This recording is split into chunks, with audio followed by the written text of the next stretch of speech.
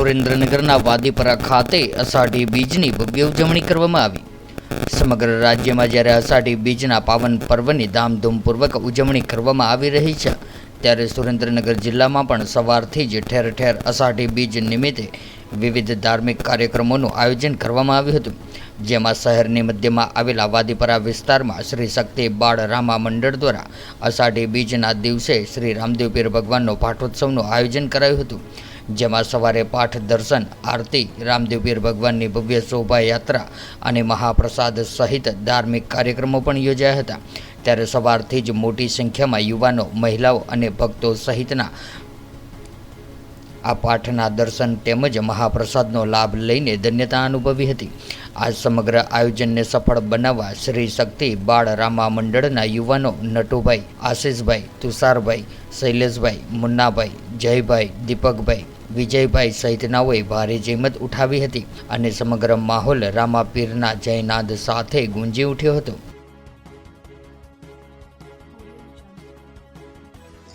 મારું નામ આશીષ નટવરભાઈ છે। અમે છેલ્લા 11 વર્ષથી અહીંયા અષાઢી બીજનું આયોજન કરીએ છીએ।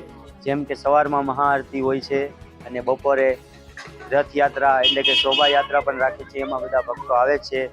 ત્યારબાદ સાંજે મહાઆરતીનું આયોજન હોય છે, એમાં પણ ભક્તો ખૂબ જ વધારે આવે છે।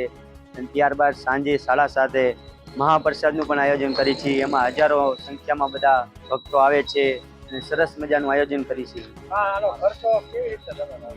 બસ અહીંયા જે લોકો દર્શન કરવા આવે છે કે જે ફાળા રીતે રકમ મેકે છે, એમાં અમે આ બધું કરીએ છીએ। કેટલા વર્ષો? 11 વર્ષ। બોલો। હા, મારું નામ સુરેશભાઈ વજુભાઈ નદિયાણીયા। અમે આ શક્તિ બાળ મંડળ રામા મંદિરે આ પાઠનો ઉત્સવ કરી દર અષાઢી બીજે છેલ્લા 11 વર્ષથી આ કાર્ય કરી છે। અમે વાદીપરા શેરી નંબર 4 પરમાલ સાહેબના બંગલા પાસે, અને સવારમાં મહાઆરતી 5 વાગ્યાની, બપોરે વરઘોડો રથયાત્રા છે, એમાં હજારોની સંખ્યા આવે છે, અને સાંજે મહાઆરતી કરી છે 7 વાગે, અને 7:30 અમે જમણવાર પણ કરી છે। કેટલા લોકો લાભ લે છે? લોકો લાભ લે છે લગભગ 6-7 હજાર પબ્લિક આવી છે। અને આનો ફાળો કોણ આપે? ફાળો આ પબ્લિક જે બધા દર્શન કરવા આવે એ બધા આપે છે। હજારોની સંખ્યામાં પબ્લિક બહુ આપે ફાળો। અમે આ એટલે આયોજન કરી। કેટલા વર્ષો? 11 વર્ષે। तो व्हाट्सएप, ट्विटर, फेसबुक, इंस्टा जहाँ भी आपका अकाउंट है, इसे शेयर बटन के द्वारा वहाँ पर शेयर करें।